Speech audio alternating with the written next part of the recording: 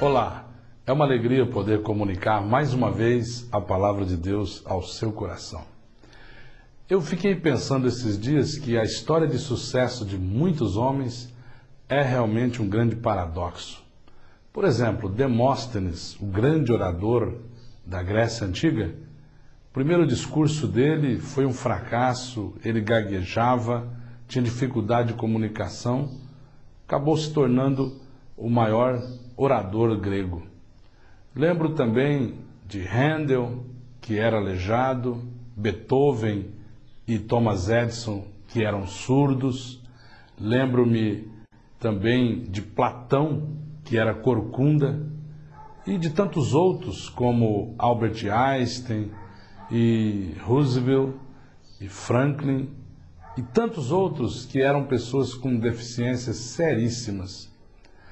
E há um texto sagrado nas Escrituras, Joel, capítulo 3, versículo 10, a palavra de Deus diz: diga o fraco, eu sou forte.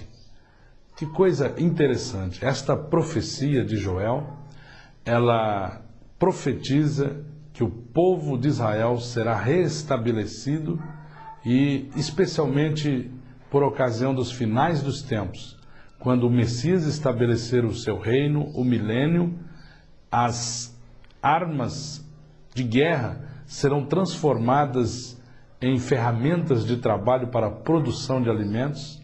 E aí, nesse contexto, é que Deus diz: diga ao fraco, eu sou forte.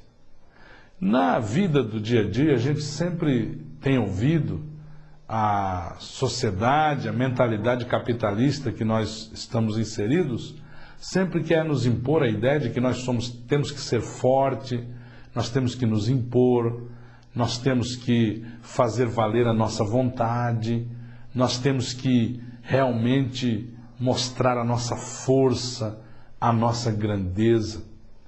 Mas aí a gente vai para a Bíblia Sagrada e a Bíblia, ela balança um pouco esses conceitos na nossa cabeça quando vemos o próprio Jesus fazendo um verdadeiro elogio da fraqueza.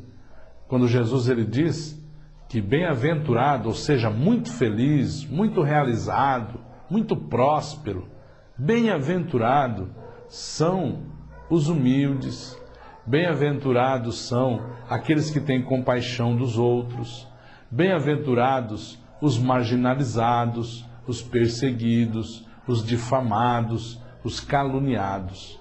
Que coisa mais interessante é essa?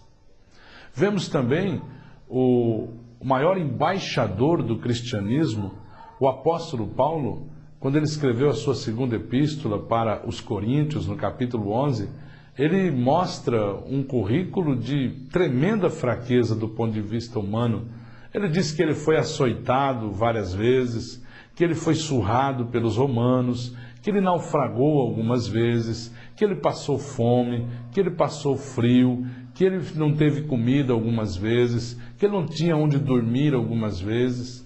E como se não bastasse isso, ele ainda desabafa que foi dado a ele um espinho na carne, um mensageiro de Satanás para esbofeteá-lo.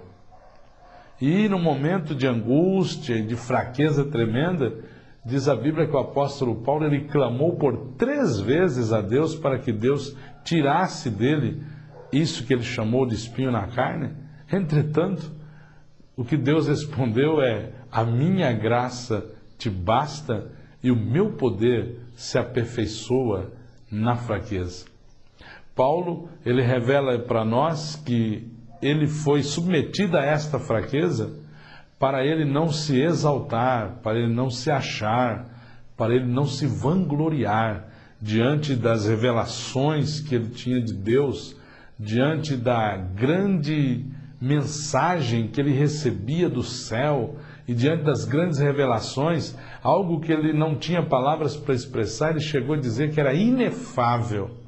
E aí ele diz que foi-lhe dado esse espinho na carne e essa vida de lutas e tribulações para que ele não se exaltasse, como diz os adolescentes, para que ele não se achasse, para que ele não se sentisse o bicho da goiaba, o rei da cocada preta.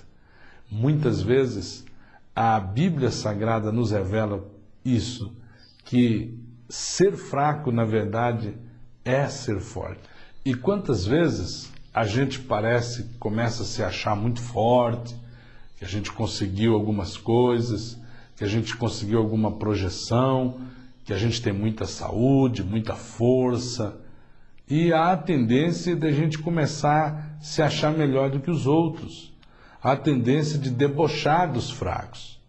E a gente vai se achando, e de repente você e eu podemos nos tornar escravos de uma grande armadilha, de a gente começar a se achar que é super-homem, achar que é super-mulher, e nós vamos acreditando nessa verdade. Mas de repente, alguma coisa acontece na vida e na história que a gente consegue imaginar, a gente começa a cair, refletir na realidade de que nós não somos tão fortes como nós imaginamos.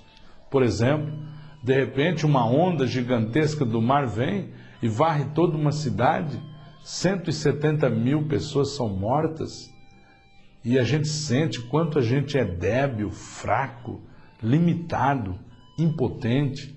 Quem sabe tudo está indo bem e de repente há alguma questão na economia nacional e a nossa empresa quebra, falimos, e aí a gente vê o quanto a gente é débil.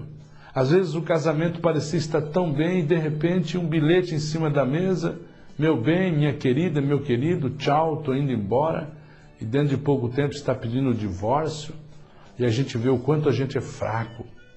Às vezes aquela filha que a gente tinha tantos sonhos com ela, de repente aparece grávida, e a gente vê o quanto a gente é fraco, o quanto a gente é débil, o quanto nós somos limitados. Muitas vezes um filho, onde estava se investindo tudo nele, para ele ir para uma faculdade, ser um grande profissional, suceder os negócios da empresa, e de repente vemos que o filho está drogado, viciado. A gente vê o quanto nós somos fracos nesta hora. E muitas vezes estas situações de fraqueza se estabelecem na nossa vida, para que a gente comece a ter misericórdia dos fracos, para que a gente comece a deixar da nossa autossuficiência, da nossa soberba, da nossa arrogância, e que nós podemos, a partir disso, nos exercitar a buscar o Senhor, a buscar Deus. Nós percebemos em determinadas circunstâncias da vida que nós não somos tão fortes como a gente pensava que era. No Salmo 40, versículo 17, o salmista era um homem que tinha a melhor casa, tinha 2 palácios, os melhores cavalos, as melhores carruagens, a melhor comida.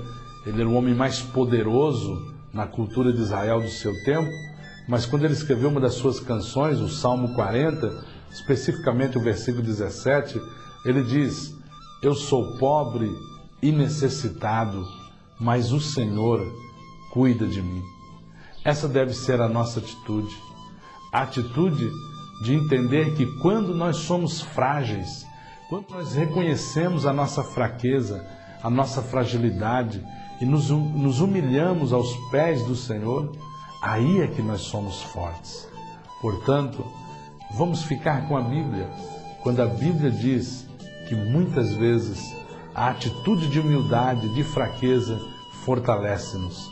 Que Deus abençoe a sua vida, em nome de Jesus.